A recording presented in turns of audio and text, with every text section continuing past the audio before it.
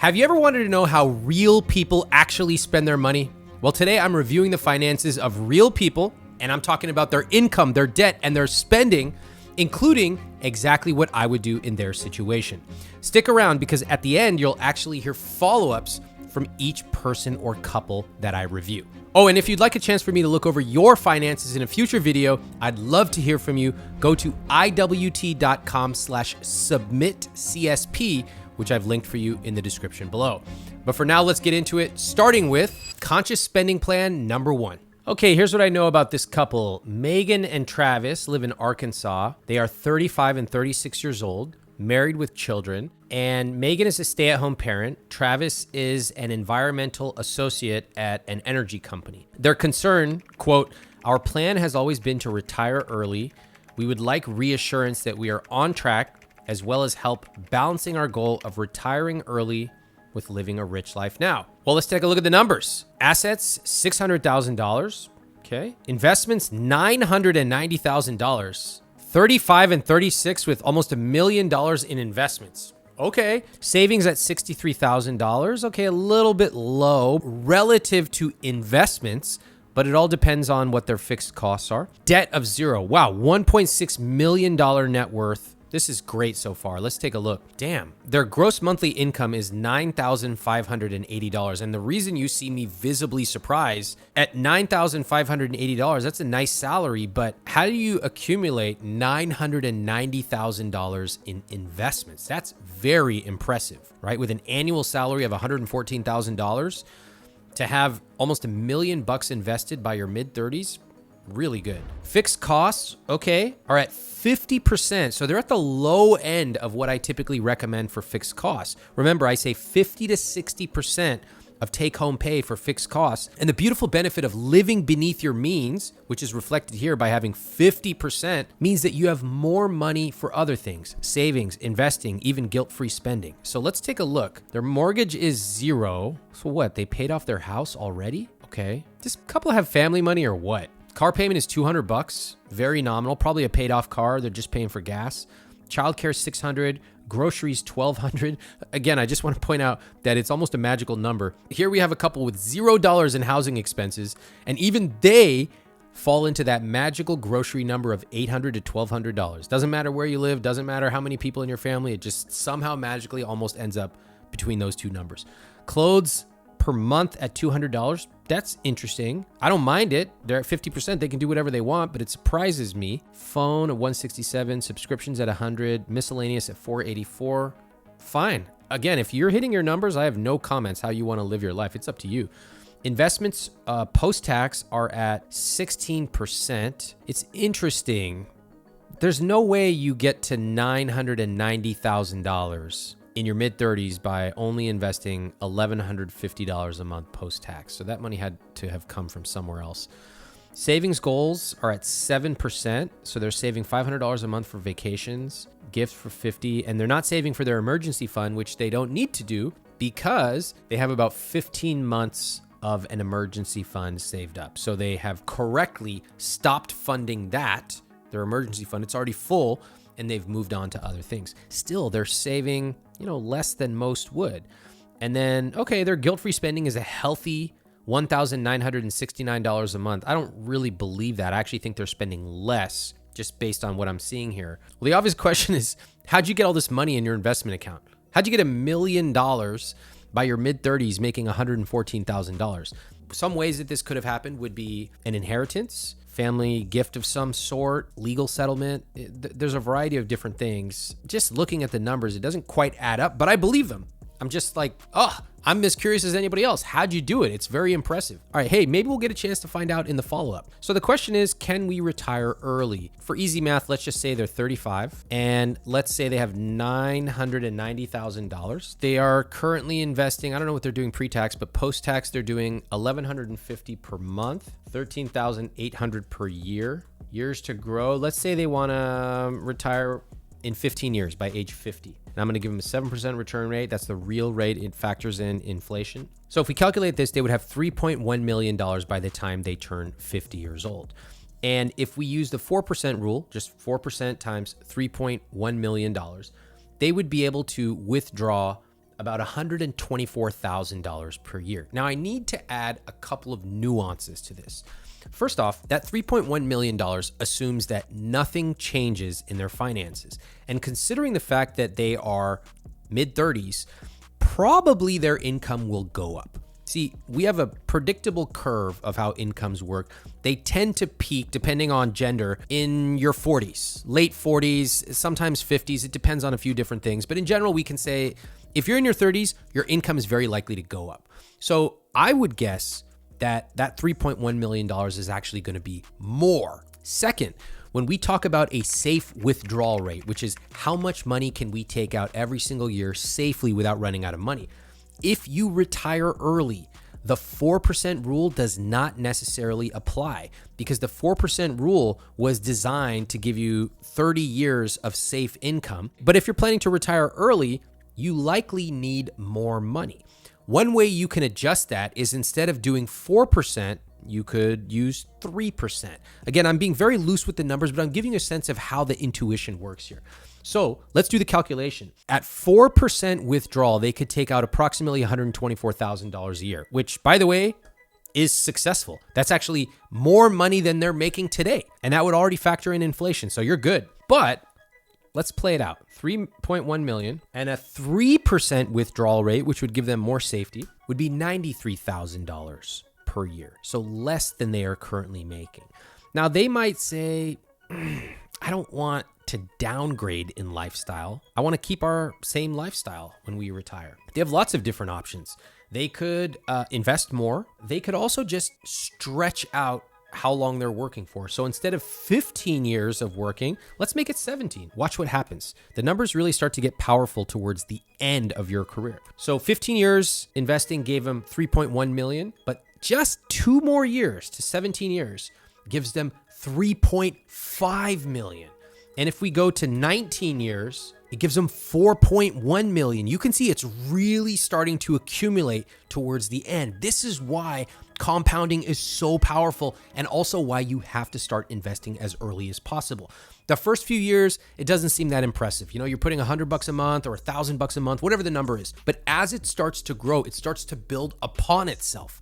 And after 10, 15, 25 years, you just look at the numbers and it's almost hard to believe. I'm making 7% or 10% per year on that? Whoa, and then next year, the same and the same and the same. It's almost hard for people to fathom. That's what's going on here. Just to give another sense, instead of 19 years, again, I'm just playing it out here. If we did 25, instead of 4.1 million, it's now 6.3 million. At this point, it's increasing like crazy. So could they retire in 15 years? Sure, they could. They have a paid off house. They seem to have pretty modest lifestyles. Fine. They might have to take a slight decrease in their lifestyle, but they could. Could they invest more? Yes. Could they stretch out their career a couple of years and have enough? Yes. There's lots of different options here. And congratulations, you have done a phenomenal job so far. Of course, this is a high-level back-of-the-napkin calculation to determine what you'll have at retirement and if you can retire early. This works for most people, but if you have a complex situation or you want to run different specific scenarios for your rich life, like what if we retire at 55 or 58 or 60? What if we want to add in 2 vacations per year? What would that change about how much we've saved in 30 years? Or what if we buy a house or send the kids to college, etc.? In those cases, it might help to work with a financial planner who can model out exactly what you'll end up with and the trade-offs that you'll want to consider. I asked our partners at Facet, the sponsor of today's video, to do this very thing for one of my podcast couples, Beth and Ron, who were wondering when they can retire. With Facet, you get flexible access to a team of financial planners, CFP professionals, and a team of professionals providing guidance across retirement planning, tax strategy, estate planning, and more. And instead of taking a percentage of your portfolio, they charge an affordable flat membership fee. Check out their new membership options at facet.com/Ramit or click the link in the description below. Conscious spending plan number 2. All right, here's what I know about this person. Katie is from Salt Lake City. She's 31 years old. She is currently dating, not married. She is a server and assistant manager of a restaurant, and she has a second job at a public library. Here's what Katie told us. Quote, I started following you about 2 years ago. quickly got out of 20K of credit card debt and built up my Roth IRA within the last year. I work 20 to 25 hours a week and consider myself a frugal person who doesn't want for much. Most of my hobbies are cheap or free, like reading, gardening, and playing music. I follow your emails religiously and take my own rich life seriously. My partner and I keep our finances separate, so I didn't include any of their info here, but we have discussed my goals. I want to move to Portland next year and buy a small starter home there. I know that my partner would be willing to split a mortgage with me as we split rent now, but the house is my goal and would be my financial undertaking. Her questions. Number 1, can I afford to buy a house in Portland within the next 5 years with my current saving strategy while still working part-time? Question 2, in general, am I investing enough for my future and retirement? All right, well, let's take a look at the numbers. Assets, $4,000, which is a car. Investments, $25,946. Savings, $39,255. Zero debt for a total net worth of $69,201. Great. Gross monthly income is $4,949 or $59,000 per year annually. Great. Wow. Fixed cost, 39%. Look at that. That's one of the lower fixed costs that I've seen. You can see why right there. Rent is $550 a month. Okay, fantastic. I believe she mentioned that she's splitting rent with her partner. That's awesome. Gas and car maintenance, $50 a month. Great. That's that paid off car. Groceries at $150. Wow. All right, love it. Therapy at $240. I'm all for it. Phone is only $20 a month. Subscription $13. Wow. All right, so she said it and she's living it. She likes a very simple life. And you can see that that is reflected in her fixed costs. I got to tell you, my job is not here to judge on what people are spending their money on. As long as they're within their numbers, it's totally up to you and I support it. What I really love so far is that she said what she enjoys, what her values are. Look, I'll read it back to you. I work 20 to 25 hours a week. I consider myself a frugal person. Most of my hobbies are cheap or free, like reading, gardening, and playing music. And guess what? That is exactly what we see in her CSP. This is exactly how your CSP should look for you. I'm not saying you should only be spending 39% on fixed costs. I'm saying that whatever your rich life is, we should see clues and evidence in your CSP. In other words, there's an old saying that goes, show me someone's calendar and I will show you their priorities.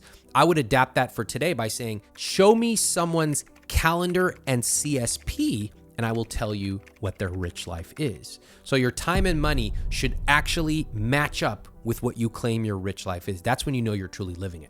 Let's keep going. Investments at 18%. Okay, that's good. That's really good. That's above what most people do. I think that's great. And I mean, extremely impressive on a $59,000 salary to be investing 18% of take home. That's great. Savings at 29%. Wow. We have the down payment fund, which is why the savings is so large. That's $1,000 a month. We have an emergency fund. I love how she broke this down. She's breaking down what is the current balance and how much is she putting. That's just awesome. I love that. And a moving fund. Wow. Oh, this is too good. See, this is one of the key differentiators between people living their rich life and everybody else. People living their rich life acknowledge and plan for predictable expenses as much as possible. This person knows she wants to move, so she has put money consistently towards that move. She's not just waiting for it to happen, and then when it happens, she's blindsided. Whoa, where did this expense come from? I have no idea. No, she said, this is something I want to do. I'm going to put time and money behind it. Calendar and CSP. That's how you do it. This is awesome. Guilt-free spending at 14%. Typically I recommend 20 to 35%. This person said she prefers a simple life. She's not spending a lot of money. Okay, I'm all for it. Well, the CSP so far, just from the surface, looks really good. Now, the question is, can she achieve her goals with it? Question 1, can I afford to buy a house in Portland within the next 5 years with my current savings strategy and while still working part-time? All right, let me show you how to find out the answer to this question. I'm going to search for the median price of a house in Portland. Any guesses? Well, the answer, median price of housing in Portland, $538,000. We have to acknowledge that Katie probably will not buy a $538,000 house. Based on her expenses, she's spending way below the median person. So it probably makes sense that she would buy something far below the median price. How far below? I have no idea, but let's just pick a number. We got to make some assumptions. Let's say $400,000. Okay. I don't know if that's an apartment or a one bedroom, or I don't know. We're going to make some assumptions, and I need you to get comfortable making assumptions throughout your CSP and throughout your planning. Sometimes people feel they need to be precise. Precision, we got to get the right answer.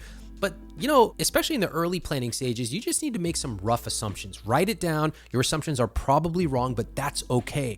I want you to think of your early CSP much more like a kid just coloring. It doesn't matter if they color outside the lines. The point is just to have fun and color a little bit. You can always tighten it up and refine it and make it better later.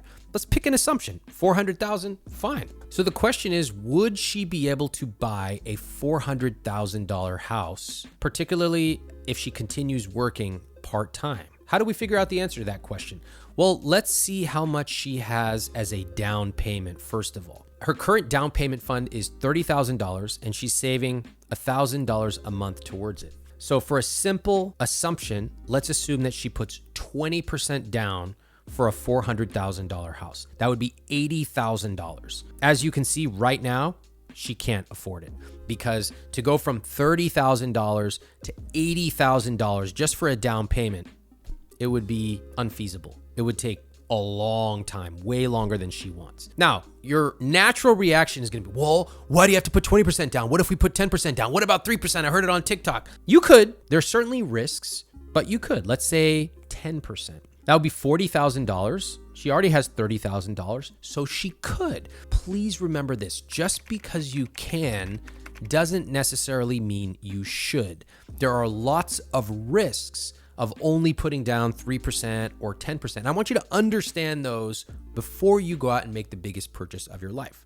But from a down payment perspective, if she wanted to put 10% down, she could. But that's not the only answer to the question. We still need to see if she could keep affording that house day by day, month by month. How do we figure that part out? For that, we're going to open up a mortgage calculator and we're going to plug in some numbers. So let's say that she puts 10% down. We are going to take a $390,000 loan, 30-year fixed. Right now, that would be 7.1%. And that means her monthly payment would be $2,632. As you know, I always want to include phantom costs. In my own high cost of living area, I actually add 50% to the monthly mortgage to account for all phantom costs. That's probably more than most because I don't want to go to Home Depot. I'm going to pay somebody to do it for me. Plus, the areas I live in are quite expensive. But you might say, look, 50% is way higher than I'm going to spend in my medium cost of living area. So let's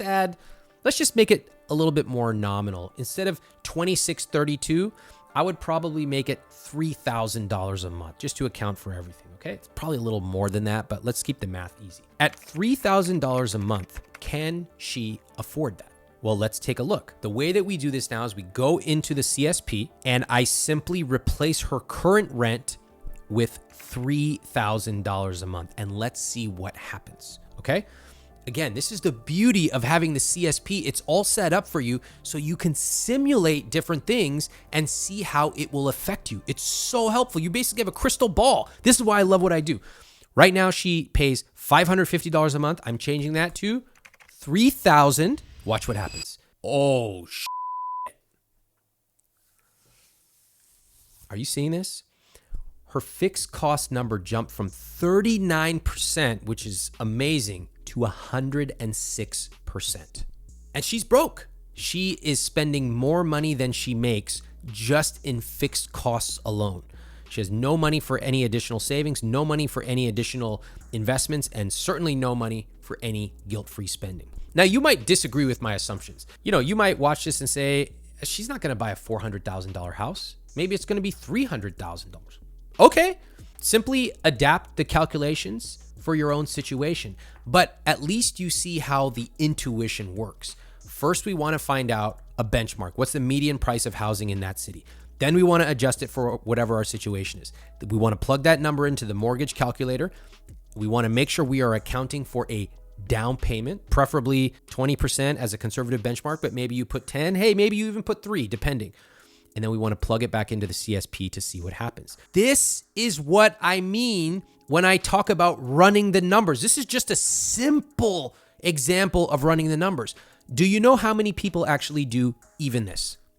Almost nobody. And that is why so many people get into trouble when they go and buy expensive items, especially housing and cars, because they think only about the monthly payment. They never sat down just for 3 minutes and plugged in a few numbers, and they certainly don't go deeper than this and really analyze things and consider the variables.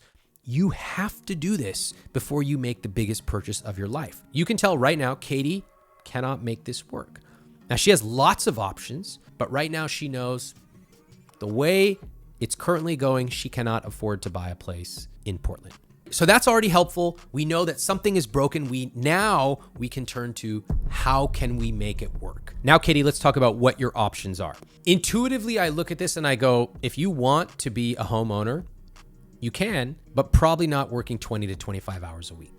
Not in an expensive city like Portland. It's hard enough for people working full-time to afford housing in Portland. So if you want to be a homeowner, you would probably need to make a change. And one way we can simulate that is by taking your income and basically doubling it. So instead of making $5,000 a month gross, you make, let's say, $10,000, which means you're making roughly $7,200 a month. All right, that brings your fixed cost down to 54%. Problem solved. If you decide to work more and you're able to get $120,000 salary, again, I'm just simulating it, you're in great shape. Now, is that super unrealistic? I don't know. It seems like going from 20 to 25 hours a week to suddenly making $120,000 a year might be a huge jump. It might not be possible right now. It might be something you work towards as part of achieving this rich life goal. But maybe that's not what you want to do, or maybe that's not possible. What are your other options? Well, we have not factored in that your partner might want to come in on this and split things. If that's the case, that would certainly make it more affordable. If you decide you both want to get this house together, I would highly recommend you have a lawyer create a contract between the two of you. It's super important for unmarried couples. Your other options are you simply decide not to buy a house. You could rent. You could probably find a much more affordable place to rent, and it would still allow you to save, to invest, etc. And as that money accumulates and grows, particularly if you decide, hey, I don't really want to buy for, say, 10 years, you could invest that money and let it grow, putting you in potentially a better situation down the road. But Katie, your question was, can I afford to buy a house in Portland working 20 to 25 hours a week? And unfortunately, the answer is no.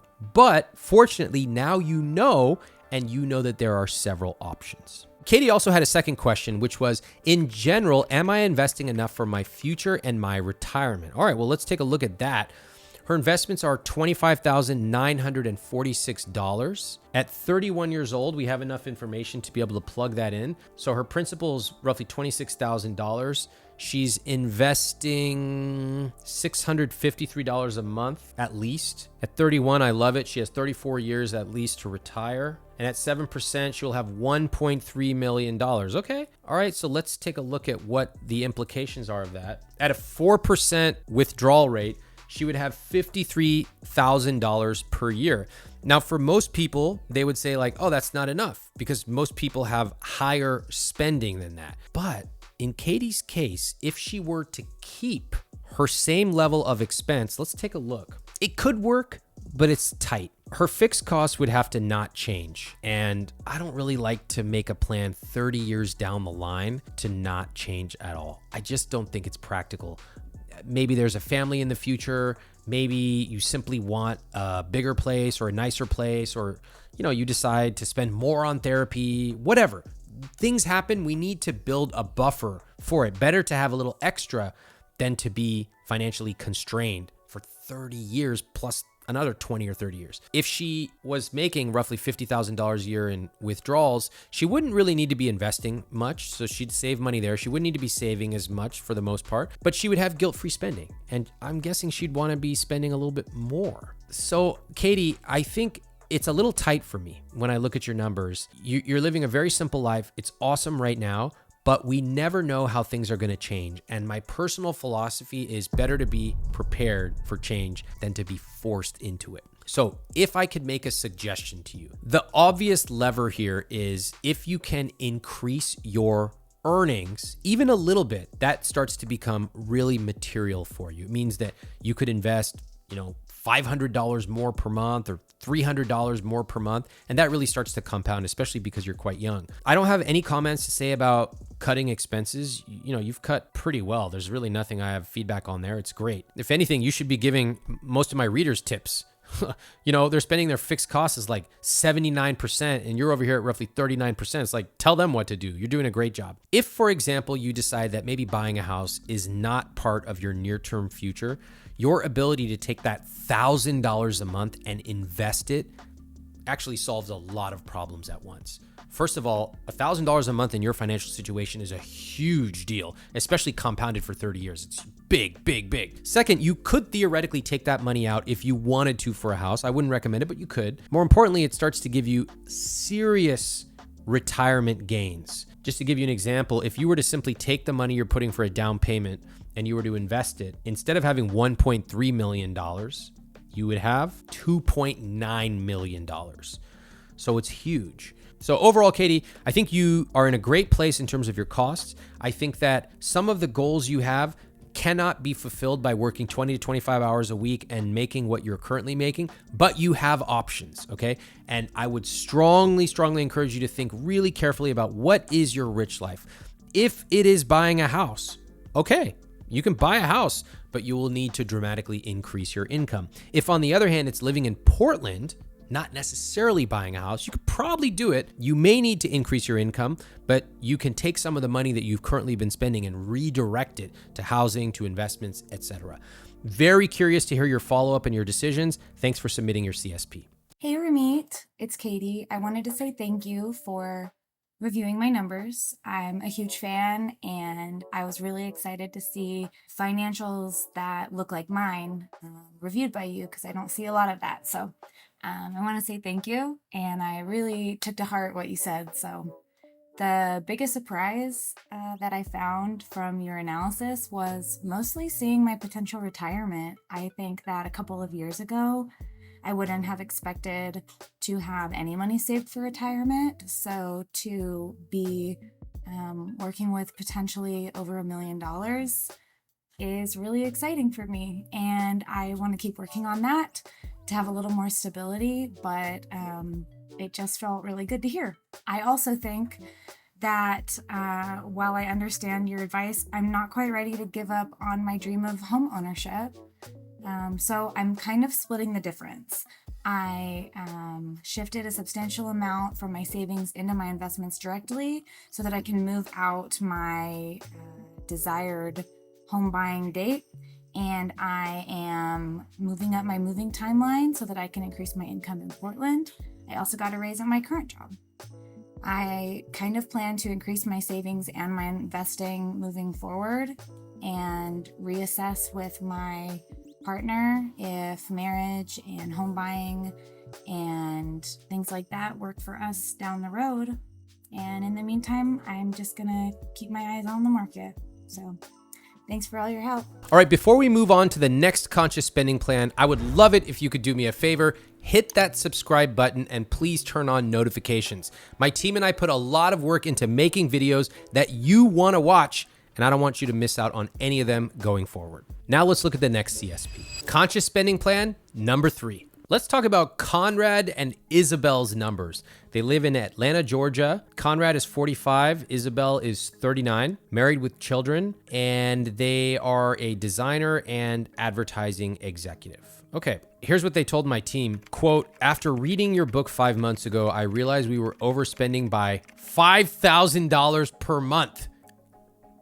Guys, this is actually way more common than you think. They write, I was shocked. Our credit cards got to $50,000 total and it's choking us to death. All debt is around 3.99% APR for the next 12 to 18 months, thanks to some balance transfer offers that were better than the 26% our cards were charging us. We don't use them anymore. We brutally cut our spending and saved around $600 in fixed costs. We've been a good team on cutting back on eating out and general shopping that was driving overspending. Our first CSP helped us adjust our fixed costs down to 91%, not good. Now we're at 76%. Isabel was putting 20% of her net pay into her 401k. Mine was 10%. We both dropped it down to 4% to max out the company match and get more cash flow. I'm proud of the progress we have made, but should I be? We are still at 76%. Normally, we also would have $1,700 a month for daycare, but we had to pay the year up front out of savings, a total of $14,400. I understand that we should be saving for next year's private school payments, but I also believe it's important to pay off this debt now, so we'll have extra money next year to afford school for her. In 6 months, our monthly payments on credit card debt will drop to $1,000, which would mean fixed costs would be 68%, and by May of next year, it will be around $800, but it will take a little over 2 years to pay off the cards together. Then our fixed costs would be at 60%. So the question is, should we save for private school or pay off low interest credit card debt? I know there's more we can cut, but should we be putting our kids' 529 and vacation towards the debt as well? Whoa, we got a lot to talk about. Let's dive in. The numbers. What the hell? Oh, they have a house. $1.2 million. Okay. Investments for, hold on. I'm like, so on the other page, I saw this very long question they wrote with all this debt and overspending. And I'm like, okay, this is going to be pretty dire. And then I turn to the net worth and all I'm seeing are all these zeros. I'm like, whoa, this is crazy. And it's just a reminder that there are lots of people who make very high incomes who are spending every last cent they make. And let me quickly explain what happens as people start to earn more. Right around $150,000 income, people tend to stop tracking. And I don't care about tracking the price of broccoli and beans. They stop tracking basic things like eating out, vacations, etc. Because in their head, 150, that's a lot of money, which it is, but you still have to track it. Often I see people making high incomes like 120, 150, even 200, and they're living like they make $1 million a year. So we gotta be disciplined even as we get higher incomes. Assets, $1.2 million, which is a house and car. Investments, $461,000. 529 is at $11,000. Wow. Savings at $30,000. Debt, $658,000 for a total net worth of $1 million. It's quite striking that you can have a high net worth but be losing $5,000 a month. It's quite striking. And that is the relationship between net worth and cash flow. It's wildly misunderstood in personal finance. It's something I want to talk more about. All right, holy shit. Income is $27,750 a month, or $333,000 a year. Wow. Lots of zeros here. All right. Net income is $174,000. Normally, I would say you've got to be maxing out your 401ks, but they told me they cut that down to 4%. So that's a pretty big delta. Anyway, let's move on. Fixed costs at 76%. Housing costs are at 17%, which makes this even more striking. So right now, without even going down the rest of the CSP, I can tell you they certainly have huge expenses in fixed costs. People in this scenario almost always have like multiple thousands of dollars they're paying every single month towards debt. I'm not even looking at that yet. All I've looked at is the first two numbers in fixed costs, or their mortgage and utilities. If your housing costs are less than 28%, that's much more margin for you to be playing with when it comes to the rest of your expenses. So for you to have a really high income at $333,000 and still have fixed costs at 76%, which is way over the recommended 50 to 60%, it means that you are drowning with other fixed costs. And I bet you it involves debt, and I'm gonna guess it involves something around a car and food. Let's take a look. Car payment, $984 right there. That's pretty high, but for a couple earning $333,000, that should be okay, but it's clearly not. Boom, next, debt payments, exactly as I suggested, $1,941 a month. That's a lot. Grocery and meal service. How are you having a meal service when you have tens of thousands of dollars in credit card debt? I'll never understand it. What the fuck? Pool, lawn, and house cleaner at $580 a month? Not in my world. Subscriptions at $205? No. And miscellaneous at $1435? No. We're going to fix this. This is what I mean when I say people get sloppy as they start to earn a lot more. Look, you could be paying all this stuff, but you need to be making like $500,000 to $600,000 in order for this to make sense. You can't be spending this kind of money when you have tons and tons of debt. They have $50K of credit card debt and they're still spending $580 a month on a pool, lawn, and house cleaner. Investments, 3%. What the fuck? $500 a month for your 5-year-old daughter? No. Listen up, parents who love your kids. It's time to apply some discipline and rigor to the children in your life, okay? I'm sure you love them, but we need some discipline when it comes to finances around your child. And that's where Ramit Sethi, non-parent, comes in. Let me tell you how it works. And I feel very qualified to tell you this because I grew up in a collectivist culture where parents sacrifice everything for their kids. Don't sacrifice your own financial future for your 5-year-old kid. $500 a month to you is incredibly meaningful. It will make you put a material dent in your debt. Your daughter, I'm sure you love her. I'm sure she's great. She's adorable. She colors, whatever. But she has time. You have much less. That is why it is so critical for you to put yourself first, make sure that you are saving enough, investing enough, paying off debt before you go over and put the oxygen mask on her. Worst case, she has to take out some loans for college. It's not that big of a deal. But for you, the worst case is that you drown financially, that you don't have enough in retirement, and as you get to old age, you are simply in big financial trouble. So I often hear from parents who are putting all this money aside. They're 38 to 42 years old typically. They're frantic. They DM me, what's the best account? 529. What should I do? I go, tell me about your own financial situation. And almost always they go, oh, it's not too good. I just started. I go, you got to put yourself first. They have time. You have much less. All right, let's go down to savings. What? $500 a month for vacations? Okay. For me, the vacation you're going to do is you and your family are going to all hold hands together and you're going to walk around your backyard. Okay, that's the new vacation, Ramit Sethi style. It's funny, I have this reputation, Ramit Sethi, luxury hotels. He just wants everybody to spend on luxury. You freaks understand I grew up totally frugal. My parents are Indian immigrants. Do you know what our vacation was? We got in our van. My mom packed lunch for all of us. We stopped on the side of the road, ate out of a cooler, a thermos thing, and then we continued driving to LA, where we stayed with family. That was the vacation, okay? This idea that I'm always out here telling people to spend all this money and never look at the numbers, f that. When times are critical and you need to buckle down, I will tell you, vacations? What's that word? Eating out? Huh? When I was a kid, we ate out once every 6 weeks and only when we had a coupon.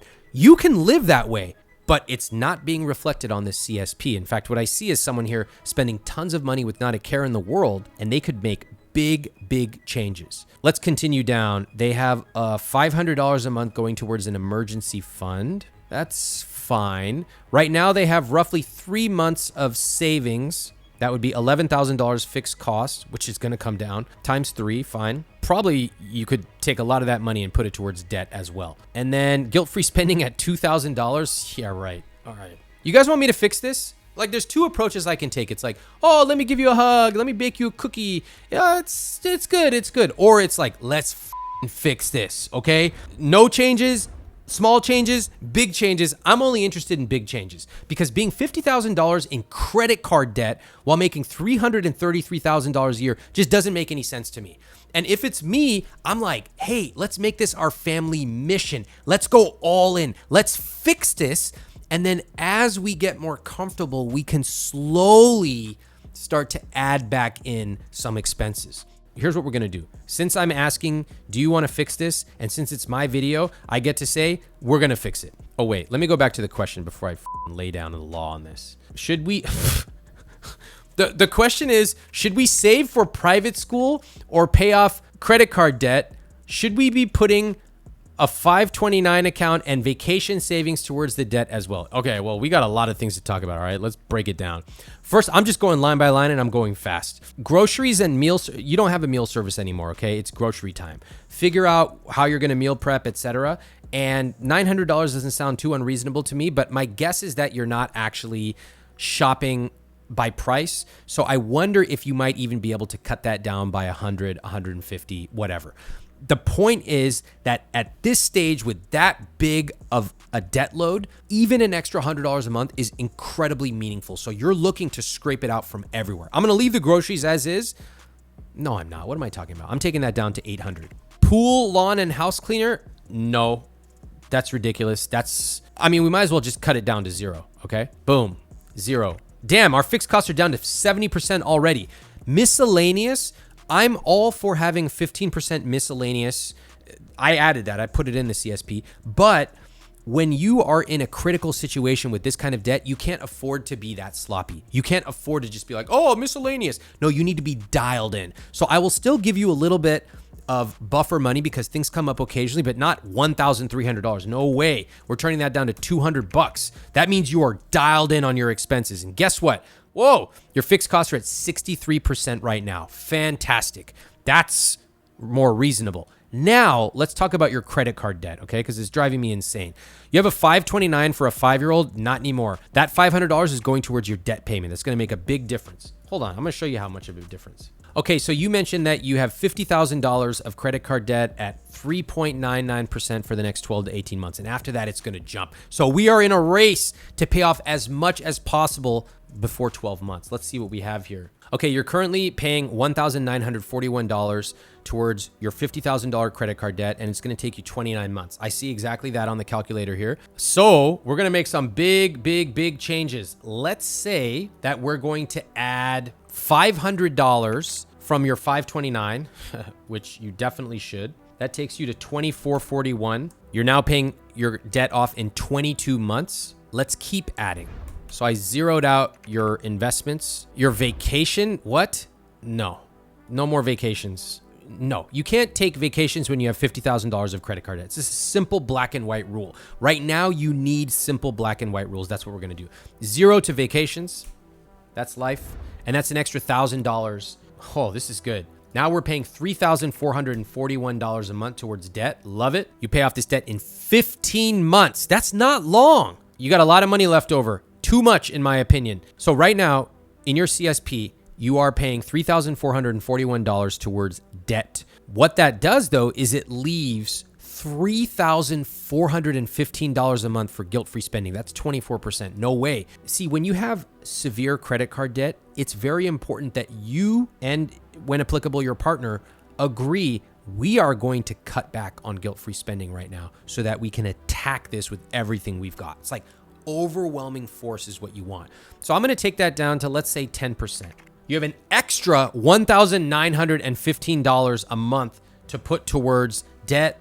Oh, that's now $5,356 a month towards debt. By the way, coincidentally, exactly how much you were overspending by. All right. So that's life. You were happy to overspend. Now you should be just as happy to put that money towards debt and get rid of this freaking thing. 5356 towards debt. Let me tell you what's going to happen to your credit cards. Damn, you can pay off your credit cards in 10 months. This is amazing. So if I were you, I would totally do it. That's my approach. My approach when you have severe credit card debt is to go all in. But in order to make that work, it's not just about manipulating numbers on a CSP. It's about you and your partner really asking yourself, number one, how did we get here?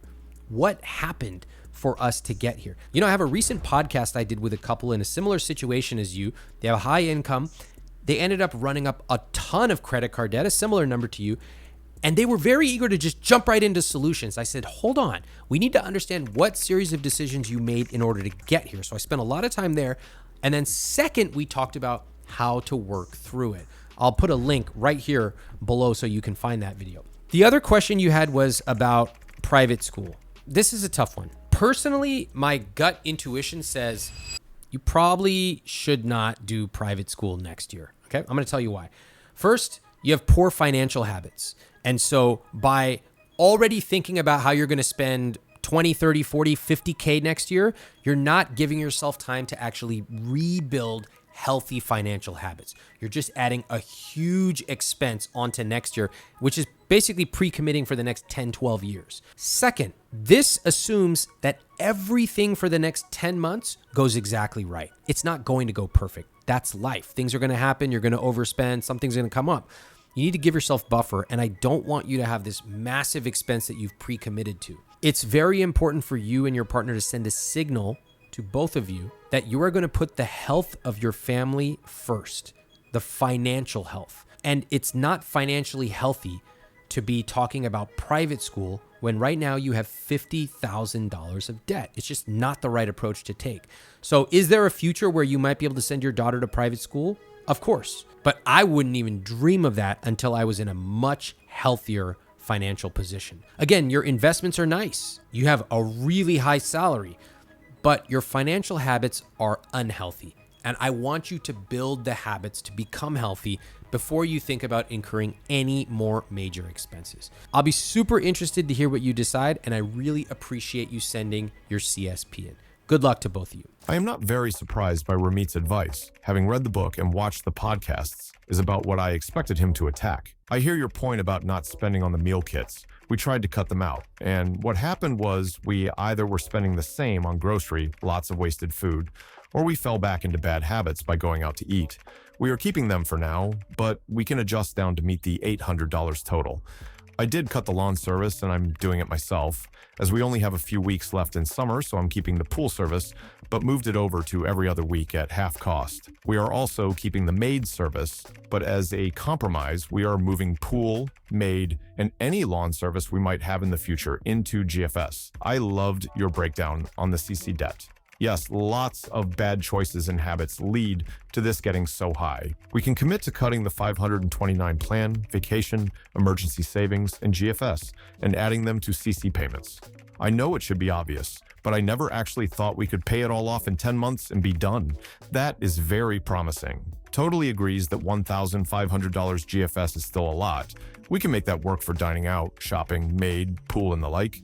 Nice to know we still have some flex. It was hard to cut back from our bad habit days, and worse, I was scared to talk to my wife about it. The truth is, I don't miss spending at all. I don't even know what we were spending on. I used to think I had to say yes to everything to keep my wife happy, but it turns out my reckless enabling and her reckless spending was hurting our future. We are much closer to the same page now, and I feel much lighter.